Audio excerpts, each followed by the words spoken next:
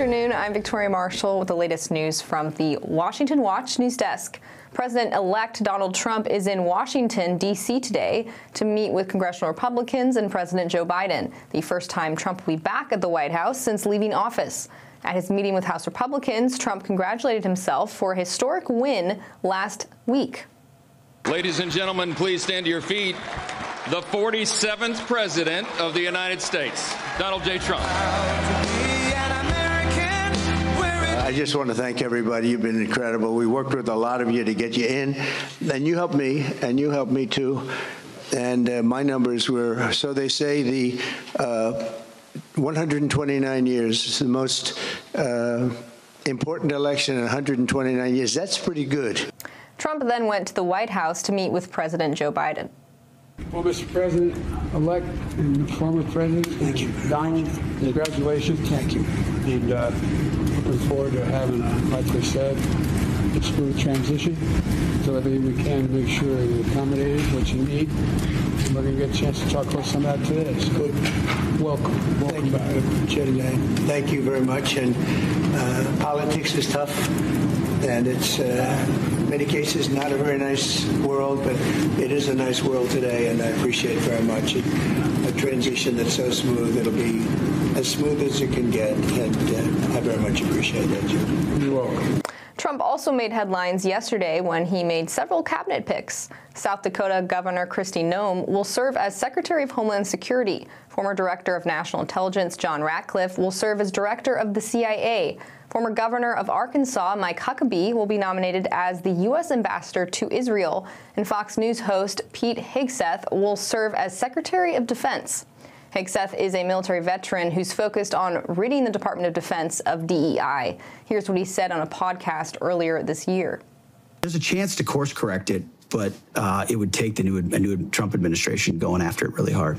How would they correct it? Well, first of all, you got to fire. You got to fire the chairman of the Joint Chiefs, and you got to fire this. I mean, obviously, you're going to bring in a new Secretary of Defense, but any general that was involved, general, admiral, whatever that was involved in any of the DEI woke, it's got to go. Either you're in for war fighting, and that's it. And that's the only litmus test we care about. You got to get DEI and CRT out of military academies, so you're not training young officers to be baptized in this type of thinking. Trump also tapped Elon Musk and Vivek Ramaswamy to work in conjunction to run a Department of Government Efficiency to dismantle government bureaucracy/excess regulations, cut wasteful expenditures, and restructure federal agencies. In a statement, Trump wrote that, quote, the Department of Government Efficiency will provide advice and guidance from outside the government and will partner with the White House and Office of Management and Budget to drive large-scale structural reform and create an entrepreneurial approach to government never seen before. And in other Capitol Hill news, Senate Republicans elected a new majority leader today. In a closed-door vote, Republicans picked South Dakota Senator John Thune to replace outgoing GOP leader Mitch McConnell. We have a mandate from the American people. A mandate not only to clean up the mess left by the Biden-Harris-Schumer agenda, but also to deliver on President Trump's priorities. Thune was picked over Senators Rick Scott of Florida and John Cornyn of Texas. He will have the tough job of passing Trump's agenda through the Senate. While Republicans have the majority in the chamber, they do not have the 60-vote threshold needed to overcome a filibuster to pass most legislation. And in other domestic news, inflation ticked up in October, according to a new report by the Labor Department. The Consumer Price Index rose 2.6% in the 12 months through October, up from the 2.4% increase in September. The slight rise on a month-over-month basis signals that the Fed's battle to tame inflation to its goal of a 2% annual rate might take a bumpy path over the next months. Some goods and services, like housing or insurance, are still experiencing sharply higher prices. This news comes after the Federal Reserve cut interest rates last week. And those are today's headlines. I'm Victoria Marshall. Up next is Washington Watch with Tony Perkins. We'll see you tomorrow with more news.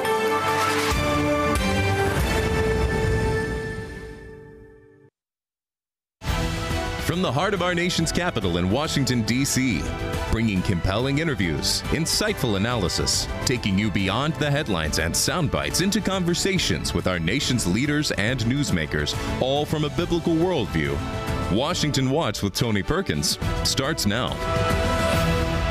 And I want to thank my colleagues who placed their faith in me to serve as leader, and to those who were supporting another candidate. I promise to be a leader who serves the entire Republican conference. Welcome to Washington Watch. Thanks for tuning in. That was South Dakota Senator John Thune on Capitol Hill earlier today, following his selection by Senate Republicans as the new Senate Majority Leader. Thune, previously serving as the Senate Whip, takes up this position in a move that signals that Senate Republicans may not be easily swayed by external pressure. Trump supporters push to upend Senate tradition and elevate Florida Senator Rick Scott to the top post. Oklahoma Senator James Lankford, who was also elected to a leadership role today as vice chair of the Republican Policy Committee, will give us a behind-the-scenes look at what happened today. Meanwhile, House Republicans are gathered on Capitol Hill, currently casting their votes to decide their leadership for the 119th Congress. I've gotten word that Mike Johnson has been nominated to remain Speaker, Steve Scalise as the Majority Leader, Tom Emmer as the Majority Whip, and this just came in that Lisa McClain will serve as the new House Republican Conference Chair. Their other leaders will be elected over the next hour. We may have further updates before the end of the program. Additionally, Matt Carpenter from FRC Action will provide us with the latest status on the remaining undecided House races. As of this afternoon, we can confirm that Republicans have secured enough seats to retain the House majority.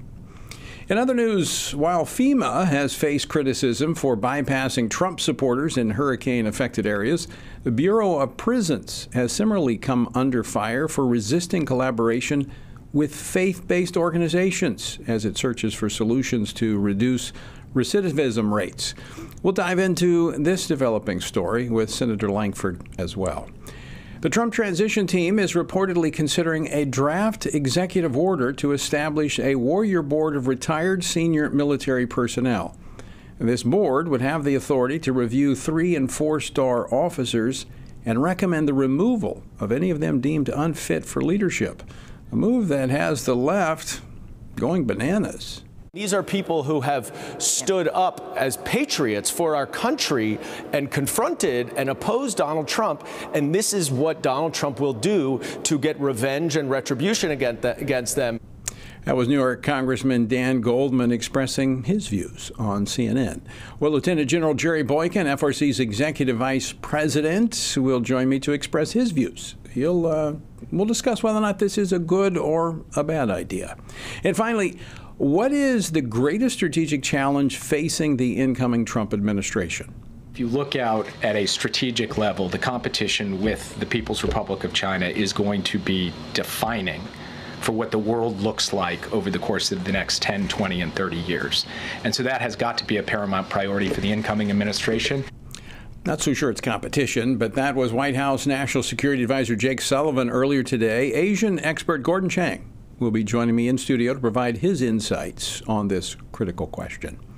Well, our nation enters a very pivotal period, a critical period, and I want to invite you to join us in prayer for God's protection and His guidance from now until January the 20th. As we prepare for the transition in leadership, we're facing global and domestic challenges. We've got the world's on fire, and then we have a potentially hazardous lame duck session of Congress underway.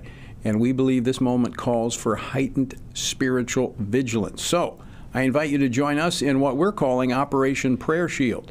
That's a time we're going to be sending out each day prayer points, guidance, monthly, weekly gatherings by conference call to pray for our nation and the incoming administration. So join us. Text the word SHIELD to 67742. That's SHIELD to 67742 to be a part of Operation Prayer Shield.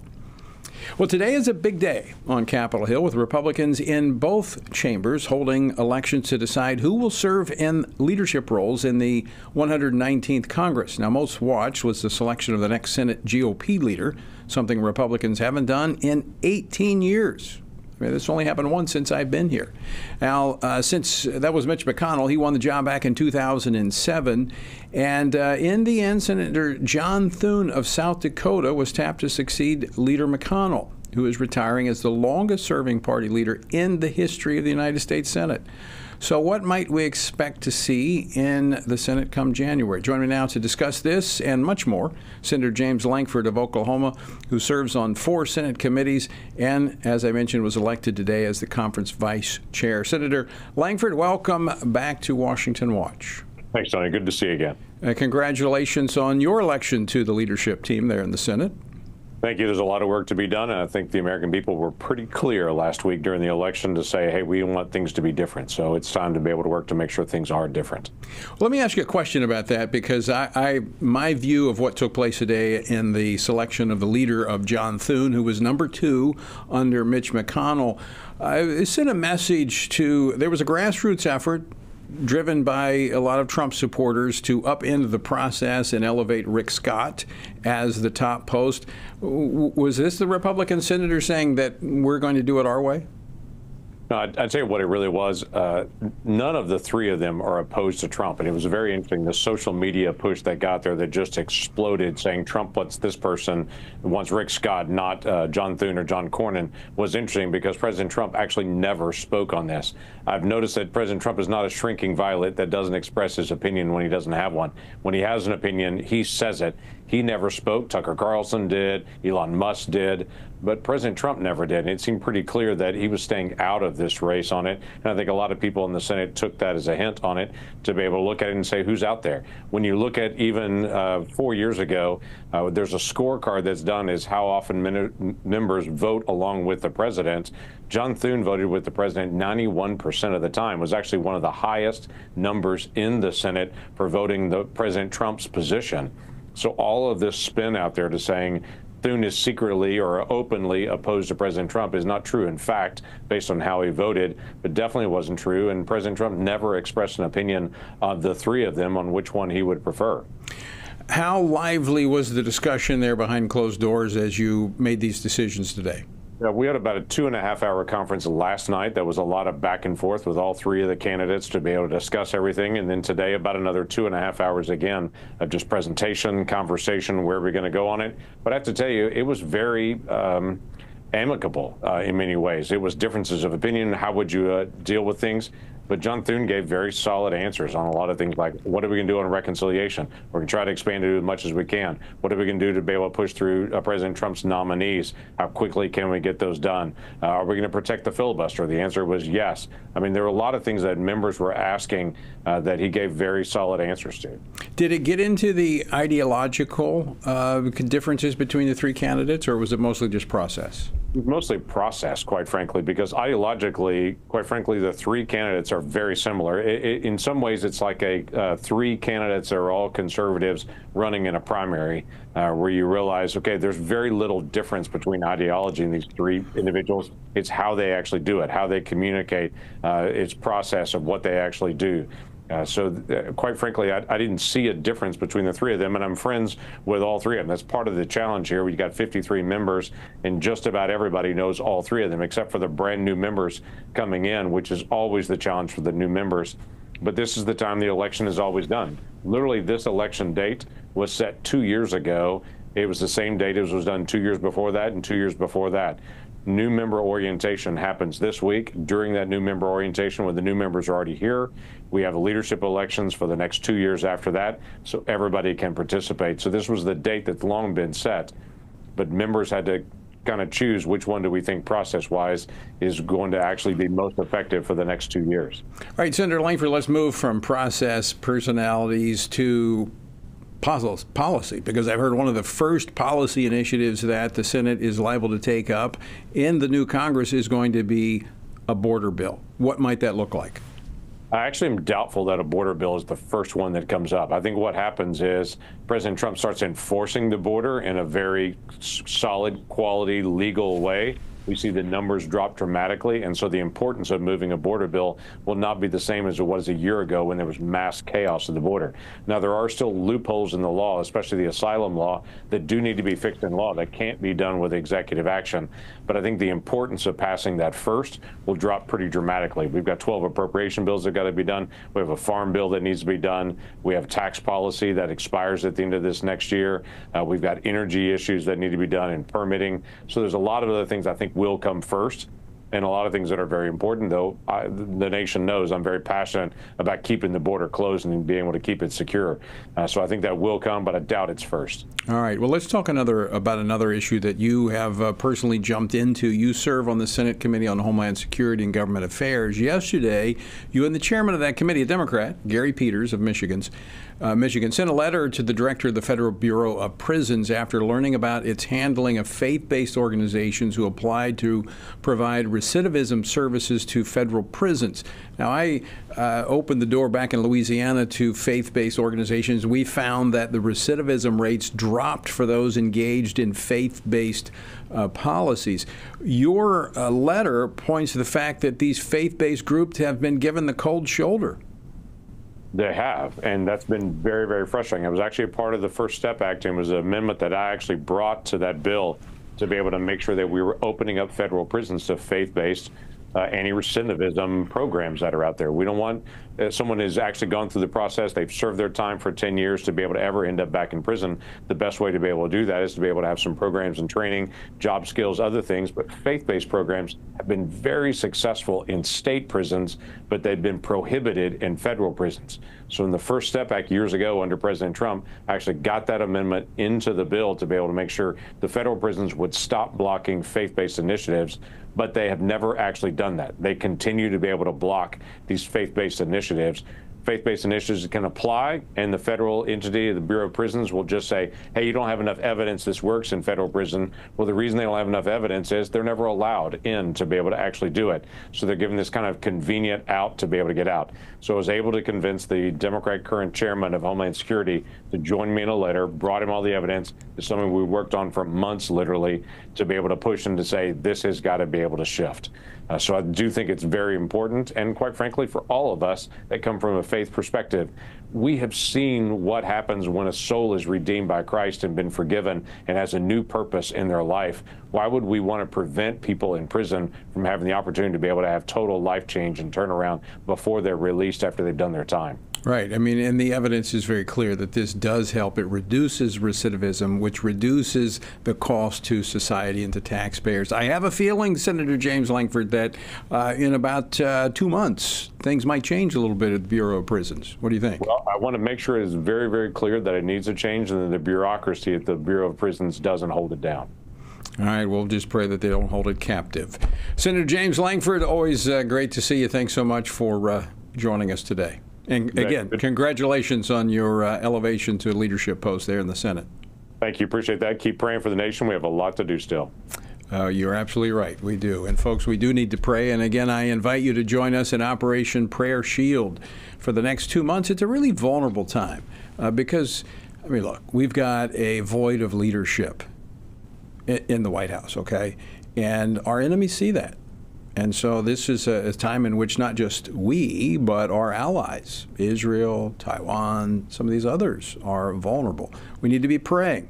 And we need to be praying that the incoming Trump administration, the president in particular, makes the right decisions on who's going to be a part of his team. All right, coming up next, we're going to get an update from Matt Carpenter from FRC Action about the status of the seats in the House, and Lieutenant General Jerry Boycott joins us in studio, so don't go away.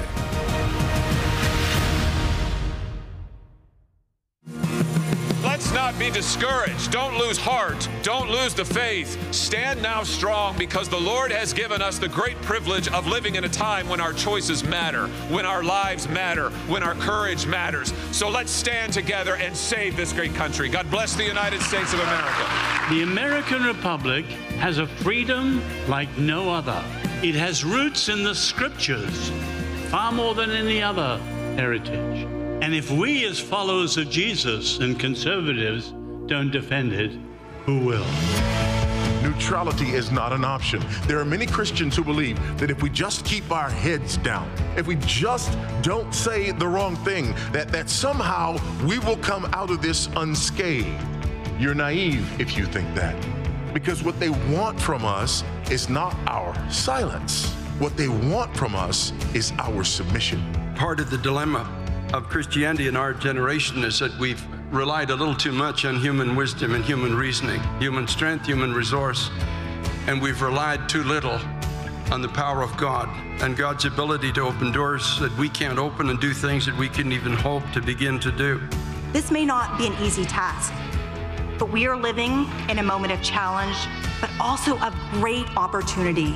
And we know always that we are not alone, that His Spirit empowers us and protects us, and that He can do the unimaginable. Dobbs, after all, was never supposed to happen. Father, we thank you. You have entrusted us with this moment in history, and I pray that we would be found faithful, and that as a result of our faithfulness to you, that thousands, millions would come into the kingdom as they would experience the forgiveness of sin and the new life that is found only in Jesus Christ. Amen.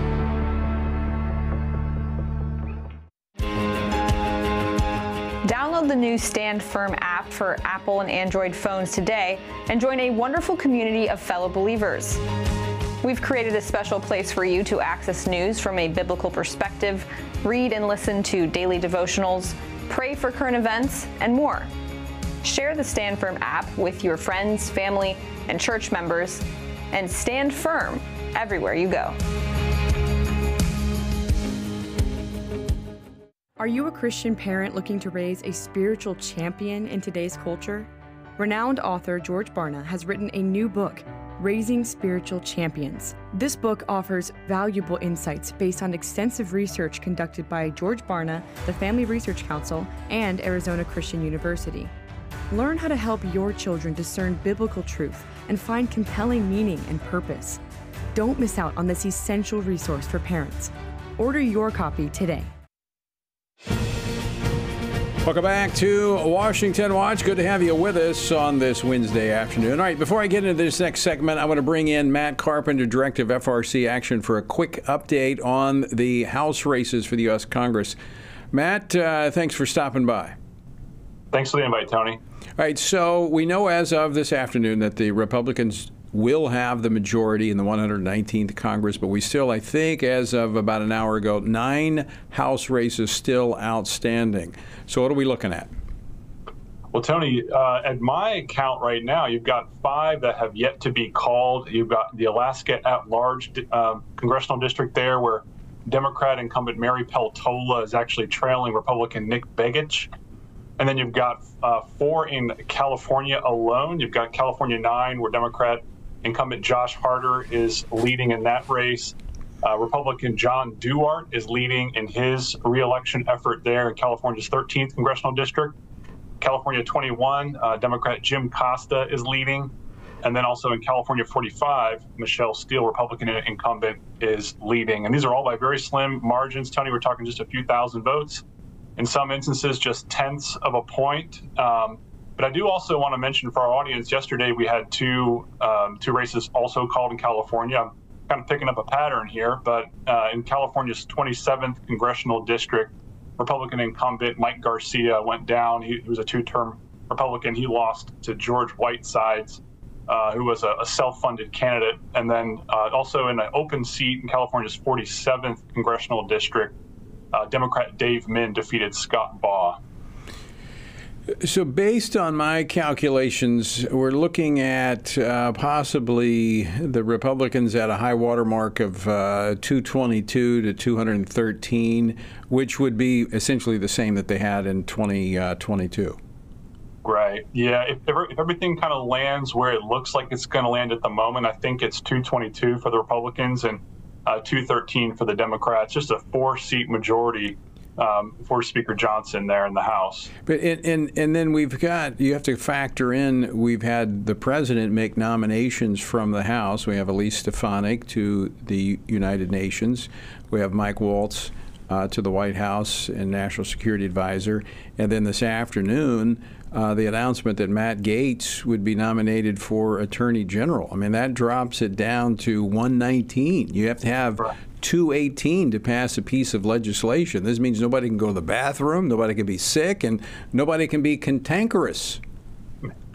That's right, Tony. And, you know, I was looking into some of the laws, particularly in New York, about these special elections. Both Governor DeSantis and Governor Hochul in Florida and New York, respectively, they'll have to call a special election to fill those seats. Governor DeSantis here in Florida has a little bit more leeway. There's no statutory requirement that he has to call for a special election X number of days after a vacancy happens, or even really how long a special election has to happen. He only has a 30-day window, really, where he can announce a special election before Election Day. So he has a lot of deference as to how he wants to play that out. In New York, Governor Kathy Hochul has a 10-day window after a vacancy emerges, where she'll have to declare a special election, and then 70 to 80 days after that, you'll actually have the special election. But all three of those seats, Stefanik in New York and then Walz and Gaetz in Florida, those are safe Republican districts. Stefanik won re-election recently by like 25 points, and Walz won by 33 points. So ostensibly, you just assume that those will end up in the Republican column after the special elections are called, but obviously we'll have to see how that plays out. Yeah, well, there's no question they'll probably go to Republican, although lots of money will go into those races. Those will become very expensive races, but it's the 100-day agenda that then becomes at risk because those seats won't be filled. Most likely until those 100 days have expired. Matt Carpenter, thanks so much. We'll be checking in, I guess, later in the week as we get more of these seats called. Thanks, Tony. All right, folks, stay tuned to Washington Watch. We'll give you the latest as that information comes forward. All right, federal prosecutors have charged a CIA officer with 2 counts of willful retention and transmission of national defense information under the Espionage Act. The officer, Ashif Rahman, was indicted last week in federal court in Virginia and was arrested by the FBI yesterday in Cambodia. The information he has been charged of. He's been charged for disclosing classified documentations allegedly showing Israel's retaliation plans against Iran. We've talked about this on the program before. So some are asking, are we putting the wrong people in sensitive key roles? Here in studio to discuss this, retired Lieutenant General Jerry Boykin, Executive Vice President here at the Family Research Council. General Boykin spent the last 4 years of his 36-and-a-half-year military career serving as the Deputy Undersecretary of Defense for Intelligence. He was one of the original members of the Army's Delta Force. General, thanks for joining me today. Good to be with you, Tony. So you held probably about the highest security clearance you can have. I had one at USURF, not clearly not that high.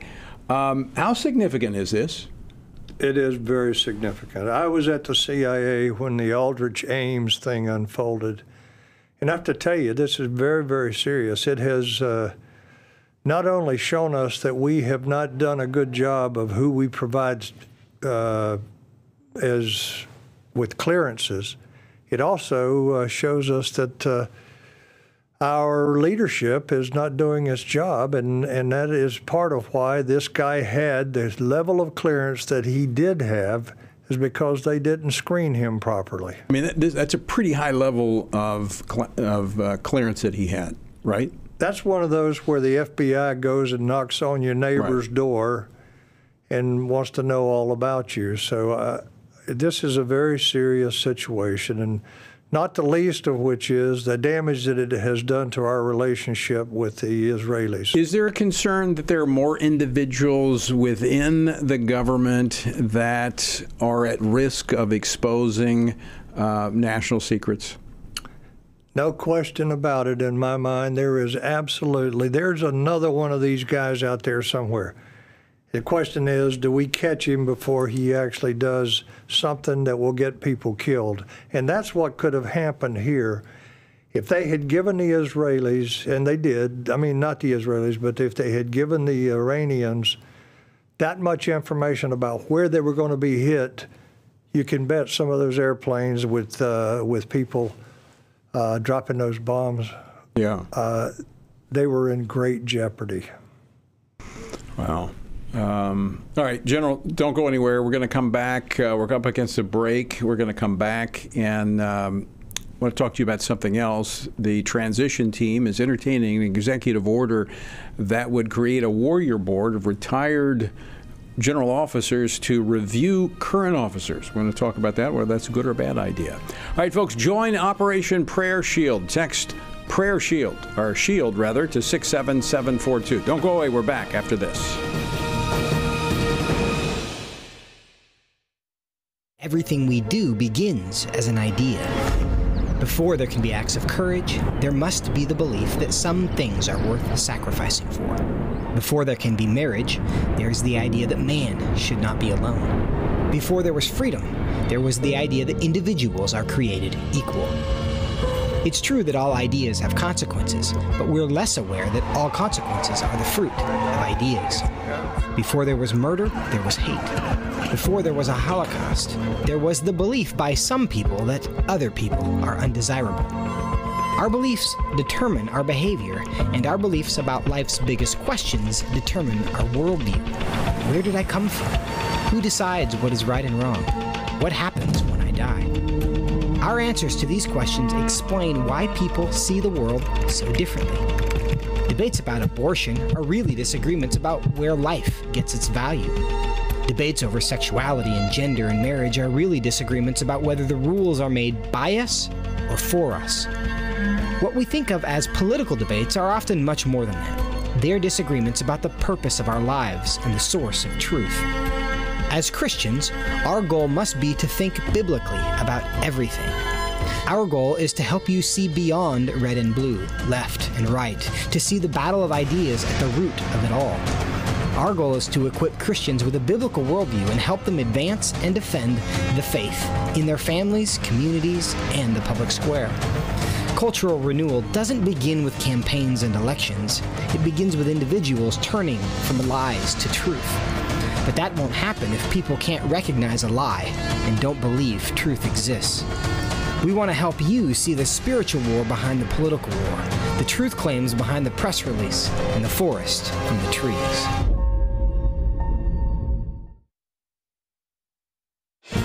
Welcome back to Washington Watch. Good to have you with us on this Wednesday. All right, and here to continue our discussion is retired Lieutenant General Jerry Boykin, Executive Vice President here at the Family Research Council. So this penetration into national security, releasing this type of sensitive, classified information, this is different than the deep state, which is another battle that's happening within the federal government. What's the difference? Yeah, there actually is a definition for the deep state. I didn't know it until Trump came into office the first time, and I had to look it up.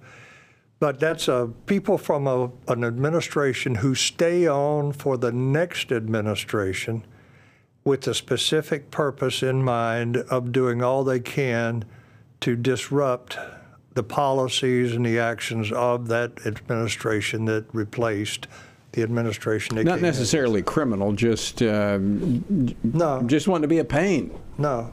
It's ideologically driven. Now, that could be one of their tactics, is to do something to, just like this guy has done here, just to create a problem for that administration. But no, this is different. This is different. Explain, do you think this is like a one-off, this guy just didn't like the policy with Israel, or could this be a plan? I mean, could this be a penetration into our national security apparatus? Well, I think this guy's probably an ideologue. If you look at his name, and again, names are deceptive, but if you look at his name, he's from the Middle East, apparently. I mean, that's what it looks like. And everybody in the Middle East. Should that be considered when we look at security classifications? Yes. I mean, doesn't this prove that it should? This guy should have never gotten a clearance. I don't know what they found in his record, but they can't turn their head but just so many times and look the other way when it comes to this kind of thing. Is this the result of we hear in the president-elect Trump is talking about this DEI, diversity, equity, inclusion. When you put that above military readiness, national defense, is this what you get? It is absolutely what you get, yes. And listen, I think Pete Hegseth is going to have a real tough job but I think he can do it. But stopping this DEI is the number one action that needs to be taken in the military and in the military universities, if you will, where they have what's where they indoctrinate them? ROTC or the service academies. We got to stop this. So let's talk about how one of the proposals to go after this is the Trump transition team is considering a draft executive order that creates a what's called a warrior board of retired senior military officials to look at 3- and 4-star officers and recommend removals of any deemed unfit for leadership. Because you talk about DEI and all of the woke policies that have infiltrated the military, these are the guys responsible for it. Yeah, that's right. And this is going to get a lot of resistance. I mean, there's going to be a lot of people that are going to stand up and say this is going to ruin our military. But the point is, you've already ruined our military. You've already put our military in a dangerous position because you haven't let them get out and train the way they should. You've stuck them in a classroom doing things that you call DEI. Now, this is not the first time this kind of thing has been done. And George Catlett Marshall did the same thing in 1941. And very similar to this, not exactly, but if you want it to work, you can make it work. And you can bring in people with special instructions. You can bring in the right kind of people that aren't going to be there for a vendetta or something like that. They're there to help the Army, Navy, Air Force, Marine Corps, and Space Force to get better and get the leadership that they need to take them into the next war. And there is another war coming. You think this is a good idea? Yeah. This could clean up I mean, we've watched over the last 15 years our military steadily deteriorating with a focus on the social experimentation that's been taking place going back. Began with Bill Clinton, but accelerated under Barack Obama. It's about leadership. It is all about leadership. And when you have leadership that will buckle to anything that they're told to do without at least showing that they don't agree with it and giving their reasons why they don't agree with it, you're going to get this kind of stuff. Will this at all affect having seasoned leaders? I mean, what kind of vacuum will this create? That's a good question. What you have is first of all, you have some guys that were told, well, we don't have another job for you. It's time for you to retire, because they weren't woke. You can bring some of them back, and some of them will come back, and some of them will be delighted to come back. But at the same time, you've got people that are standing in the wings that aren't getting promoted because we're promoting these people that are woke, that have a woke agenda themselves. So this could be... This could change our Army, our Navy, our services. Do you see this as potentially undoing some of the dangerous policies that we've seen, like the transgender and all of that? Could that lead to this? Could that lead to revisiting those policies? Yeah. All right.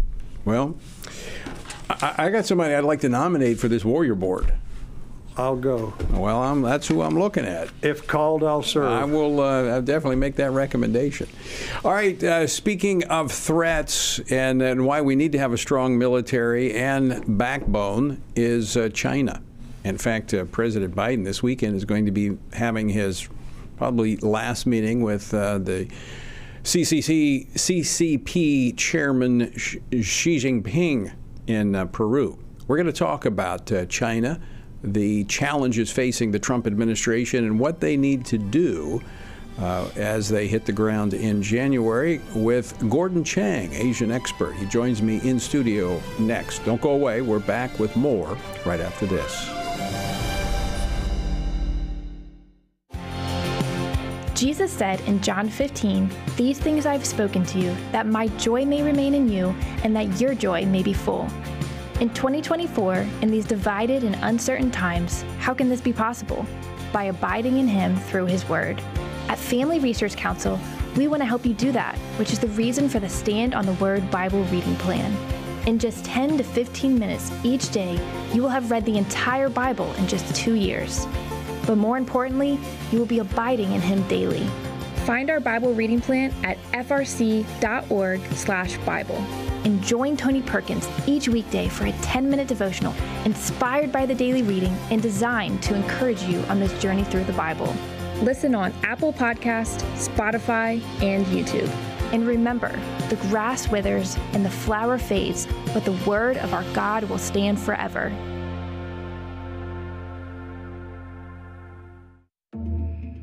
The world is hurting, streets are filled with crime, families are broken, sin is celebrated, and God is mocked. Everywhere we look, the wages of our sin are on full display. As Christians, we know that surrender to God's will is the solution to our biggest problems, but not everyone agrees. Even in church, we hear people say the most important thing is to be tolerant, that we shouldn't impose our morality on other people, and that loving our neighbor means celebrating what they do. But you can't do that. It's not that you don't love your neighbor, you do, but you care about God's opinion more than your neighbor's opinion, and this makes you different. In fact, sometimes it makes you feel alone, like you're the only one. But there is good news. You are not alone, not even close.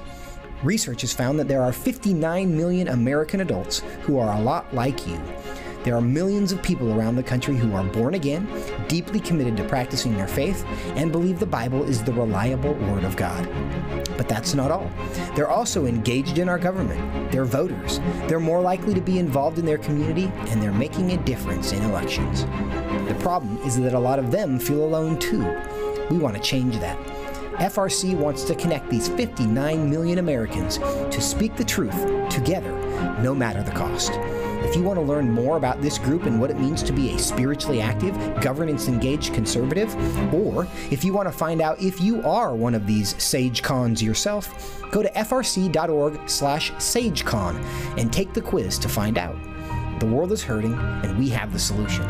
We can't do it alone, but we can do it if we work together. That's what we're working toward every day. Join us. Go to frc.org/SAGECON, SageCon, to learn more. That's SAGECON, SageCon, to learn more. All right, welcome back to Washington Watch. Good to have you with us. Join Operation Prayer Shield. All right, these next 2.5 months they're going to be absolutely critical. And after you talk with my next guest, or after I talk with him and you listen, you're going to want to text Prayer Shield. Text SHIELD to 67742. That's SHIELD to 67742 to join our prayer effort over the next 2.5 months. Very critical time. Very critical time. Our word for today comes from Hosea chapter 3. Hosea the prophet is instructed to marry a woman who would be unfaithful to him. When she leaves and pursues other lovers, Hosea isn't told to divorce her or stone her as the law demands, but instead go after her, bring her back, and love her again. Verse 1, Then the Lord said to me, Go again, love a woman who is loved by a lover and is committing adultery, just like the love of the Lord for the children of Israel, who took to other gods and loved raisin cakes of the pagans. So I bought her for myself for 15 shekels of silver and 1.5 homers of barley. This story illustrates how humanity has often sought love in all the wrong places, turning away from our Creator. Yet God, in His love, comes after us. He sent His Son Jesus to pay the price for our sins so that we might be restored to a relationship we don't deserve. Though we deserve death, through Jesus, we're given a future in a relationship with our Creator. To find out more about our journey through the Bible, text Bible to 67742. Well, President Biden is preparing to meet one last time with Chinese President Xi Jinping this Saturday on the sidelines of the APEC summit in Peru. Meanwhile, President-elect Donald Trump continues rolling out his cabinet picks, several which so far are sending a message to China on what they might expect from the incoming administration. And what is that message? Well, joining me now to discuss this, Gordon Chang, a distinguished senior fellow at the Gatestone Institute. He is the author of several books, including his latest, I just got it, Plan Red, China's Project to Destroy America, which came out last month. You can follow him on X under the handle @GordonG.Chang. Gordon, welcome to Washington Watch. Great to have you in the studio. Thank you so much, Tony. So what is the message that these picks by President-elect Trump have sent to China? Certainly, President Trump has said to China, I am taking people that you don't like. And that is the ultimate message, because really what he's doing is he's saying, I'm not afraid of you. I'm not going to take someone that you're happy with. I'm going to put this in your face. And this is important because it shows Beijing that they no longer own the American political system. In 2020, there was throughout China, all these people who were saying, oh, you know, now we can once again control outcomes at the highest levels of the American political system, because they then felt that they did own the Oval Office. No longer. So we're not engaged in friendly competition any longer. No, and President Trump during the campaign said that he was going to impose tariffs of at least 60% across the board on Chinese goods. At this time, that is critical for China because Xi Jinping, who has turned his back on consumption as the only sustainable basis for the Chinese economy, now needs to export because that's his only way to rescue a grim situation. President Trump saying, you're not going to do that with the world's largest market, mine. It's interesting that it's reported that Biden is going to be discussing artificial intelligence and global warming.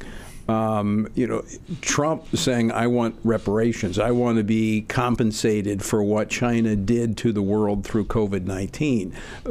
Different types of conversations, two very different approaches to China. Yes, and we do need those reparations. And the reason is that Xi Jinping deliberately spread that disease beyond China's borders. That killed 7 million people outside of China, including 1.2 million Americans, according to Johns Hopkins. People can argue about the number, but anything above zero is unacceptable. China is now working on diseases that can target the American population and leave the Chinese immune. There's no deterrent for Xi Jinping. Trump needs to put those reparations so there's a deterrent. I want to go back to what you just said a moment ago, because we've been talking about this topic on this program leading up to this election for Ukraine, Russia, and Iran, is that our economic policy can go a long way in weakening our military adversaries. With what you're just saying, their economy is kind of on the ropes, is it not? It certainly is. It's not growing at the 4.6% pace that they claim for the third quarter. It may not even be growing at all. But even if it were growing at 4.6, it's not growing fast enough to pay back Chinese debt. And right now, China's having its 2008 downturn. President Trump comes along at a critical moment for China with those tariffs, basically denying a good portion of the U.S. market to Chinese goods. It means Xi Jinping may not be able to save his regime. That means Trump can win without firing a shot. What does that do to the U.S. economy? Actually, it does much less than most people say. You know, you get a lot of experts in New York and Washington who say, oh, the American people will pay those tariffs. The 2018 tariffs that President Trump imposed, we know that China picked up 75 to 81% of the cost of it. They absorbed the cost of those tariffs because they needed continued access to the U.S. market. Right now, China needs our market more than they did in 2018. So I think we're going to see this. And by the way, Tony, even before Trump takes the oath of office, China is driving down the value of its currency in anticipation of those Trump tariffs. In other words, China's already paying for Trump's tariffs. The other thing, Gordon, that this could do, could this not help us do something I think needs to be done, moving manufacturing out of China? Absolutely. Steve Madden, the American footwear maker, 2 days after the election said it's moving 46% of its production out of China. This comes after 2021, where Steve Madden was saying it was moving shoe and apparel production out of China. Other companies are going to have to do the same because they see those tariffs and they know that they cannot access the U.S. market if those tariffs are in place. But that also, when you go beyond shoes, I mean, shoes are important, but when you go to medical supplies, pharmaceuticals that we were dependent upon during the COVID, I mean, they created COVID, spread it, and then they held back what we needed to defend against it. Yes, and they're willing to do that again because we know they're doing that, for instance, with rare earth minerals because they're trying to go after our semiconductor rules. And we know what China's doing. We've seen them do it. So we have no excuse. And that's why I think it's a good thing that we start getting manufacturing out of China and either back into the United States or into our hemisphere. If we put it into our hemisphere, we stabilize Central America. That means no more migration through Mexico to the southern border. You create jobs down there. Create jobs, you create stable relationships, you create families, all sorts of good things happen. Well, you also deal with the issue of, environment, don't you? Because you're not putting these cargo containers moving all the way across the ocean. Yeah, there is much less carbon to get goods from Central America into the U.S. than across the Pacific. So there is a very important climate aspect to it. And by the way, all these climate activists, they never talk about this. I mean, this is just critical, and they always ignore it, which means they're not climate activists. They're basically China activists. Well, China's not too concerned about the environment with their coal-fired plants that they keep putting online. The biggest emitter of greenhouse gases. And yes, they continue to increase their carbon impact, except when their economy slides. And then you see the carbon come down. But that's not because of their trying to make themselves more carbon friendly. It's because their economy is failing. So Donald Trump, incoming President-elect Donald Trump, his economic policy toward China with these tariffs could have a positive domino effect on many things. It deals with national security. It deals with the economy, manufacturing. I mean, this would be a very significant move. Across the board win for the United States and for freedom. You know, Reagan brought down the Soviet Union. Trump with these tariffs could bring down communist China. Do you still think they are our most serious threat? There is really no other threat, because we talk about Russia, Iran, North Korea. Those regimes would not be in place. They would not be able to challenge the United States were it not for China's support. So let's talk about this interim period. Do you think that we are vulnerable from some action by China during this time where let's be honest, we've got a vacuum of leadership when it comes to the White House, this administration? It's possible, but we've seen China for the last 10 days be very, very quiet in its peripheral seas. And the reason, I think, is because they want to give Trump a very wide berth.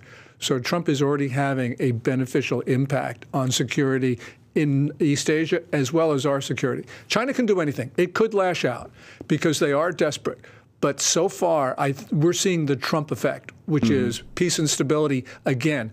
Biden couldn't do this. Trump did this just by getting elected. Xi Jinping is 71 years old. He doesn't have a lot of time. If they don't take a move soon on Taiwan, they're not going to have it during the 4 years of Trump. Yes, and the other thing about this is that there's a closing window of opportunity because Xi Jinping in China is facing not only the economy, he's facing continuing debt defaults, accelerating capital flight, worsening food shortages, failing local governments, deteriorating environment, eroding demography. So in the sense, this is a closing window because he has to either use it or lose it at some point. And yeah, you could be right. It could be before the inauguration. What does the Biden administration do? Basically, the Biden administration tries to appease China. I mean, but if China were to take a move onto Taiwan, what do you see based on the 4 years we've had of the Biden administration and the disarray we have there now, what would they do? I don't know. I mean, we've heard Biden 4 times say that he would defend Taiwan militarily, but 4 times we have seen him allow his subordinates undermine and undercut his words. What China saw was not the resolution from Biden. What they saw was the disarray in the Biden administration. That, I think, has emboldened them because we have seen China get bolder and bolder during the Biden years, and it was only the prospect of Trump getting elected that actually pushed them back. This is really extraordinary, Tony.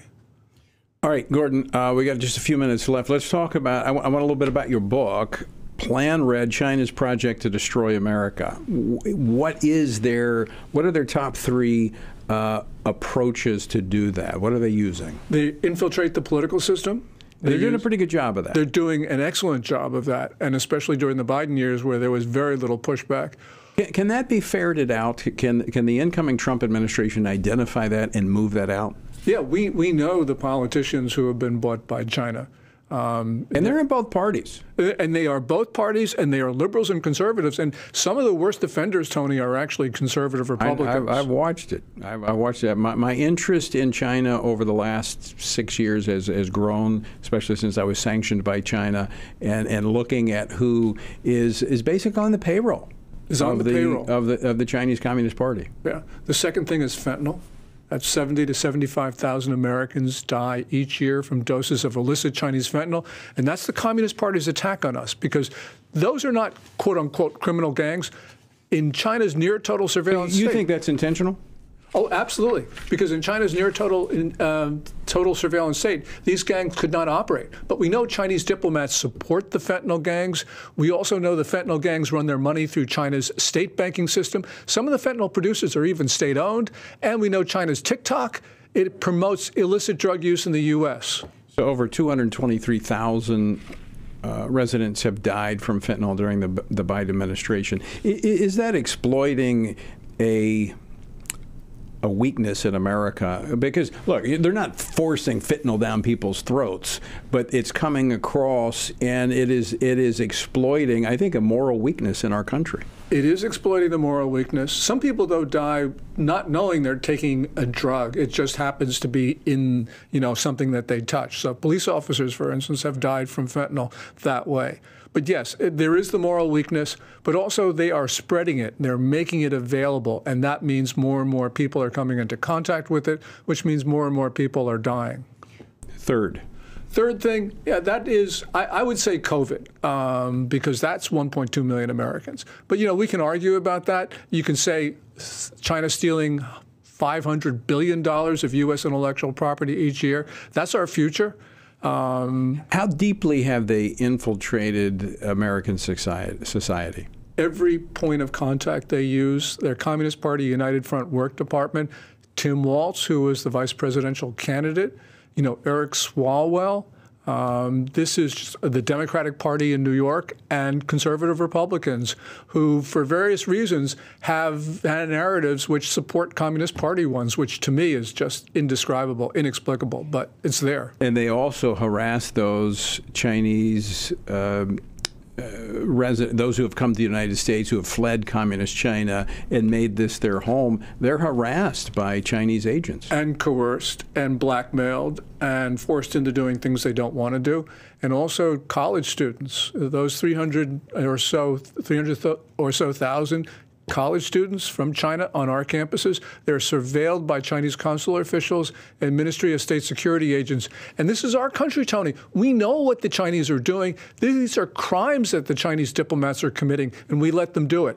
Just no more. Right. Gordon, it's one of the challenges of having a free society, and this is why it's so important, from my perspective, and I think you agree with this, that we need God's hand of protection upon this nation. We need to be a country that is morally sound in order that we might be politically and militarily great. We will not have a country unless we have morality and faith. Those are the bedrocks of a strong society. We need that hand of God protecting our country once again. Gordon Chang, always great to see you. Thanks so much for stopping in studio today, and thank you for the book. I will be reading this. At a critical time, you are an inspiration to the American people. You are our defender. Thank you, Gordon Chang. I appreciate that. Thank you for being a voice for sanity in today's discussion. Well, folks, I want to thank you for joining us as well, and I want to encourage you to be a part of Operation Prayer Shield. Text the word SHIELD to 67742. That's SHIELD to 67742. We stand at a critical moment, and it's the external and internal threats that we face, and we need God's hand upon this nation. We need to be a country God can bless. All right, folks, until next time, I leave you with the encouraging words of the Apostle Paul found in Ephesians 6, where he says, when you've done everything you can do, when you've prayed, when you've prepared, and when you've taken your stand, by all means, keep standing. Washington Watch with Tony Perkins is brought to you by Family Research Council and is entirely listener-supported. Portions of the show discussing candidates are brought to you by Family Research Council Action. For more information on anything you heard today, or to find out how you can partner with us in our ongoing efforts to promote faith, family, and freedom, visit TonyPerkins.com.